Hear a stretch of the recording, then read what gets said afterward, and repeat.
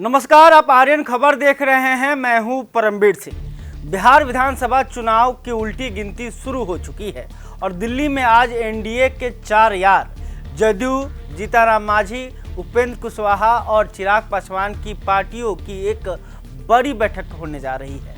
सवाल वही है कि क्या नीतीश कुमार फिर से एनडीए का चेहरा होंगे या बीजेपी कुछ नया जुगाड़ ला रही है। यह बैठक बीजेपी नेता संजय जायसवाल के घर पर हो रही है, जिसमें बीजेपी के राष्ट्रीय अध्यक्ष जेपी नड्डा मुख्य रूप से मौजूद रहेंगे। एनडीए के बड़े चेहरे जैसे जदयू के संजय झा, हम के जीतनराम मांझी, आरएलएम के उपेंद्र कुशवाहा और लोजपा रामविलास के चिराग पासवान भी शामिल होंगे। एजेंडा साफ है, बिहार चुनाव की रणनीति और सीटों का बंटवारा।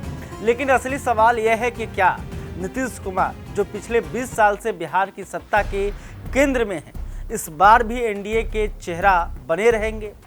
एनडीए ने पहले ही कह दिया है कि नीतीश के नेतृत्व में चुनाव लड़ा जाएगा, लेकिन उनकी उम्र और बार बार गठबंधन बदलने की वजह से बीजेपी शायद कुछ नया सोच रही हो।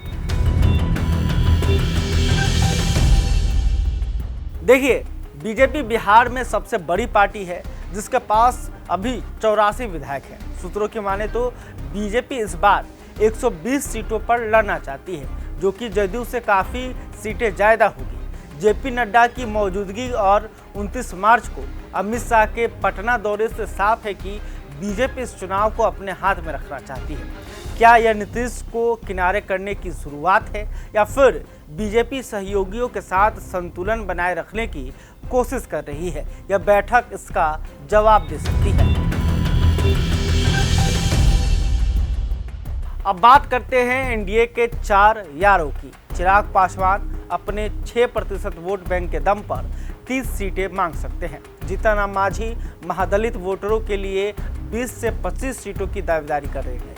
उपेंद्र कुशवाहा कोयरी वोटरों के लिए कम से कम 20 सीटों पर दावा ठोक सकते हैं।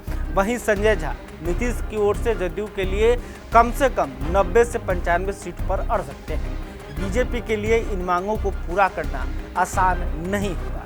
क्या यह बैठक सीट बंटवारे का ब्लूप्रिंट तैयार करेगी या सहयोगियों की बढ़ती मांगें सिरदर्द बनेंगी?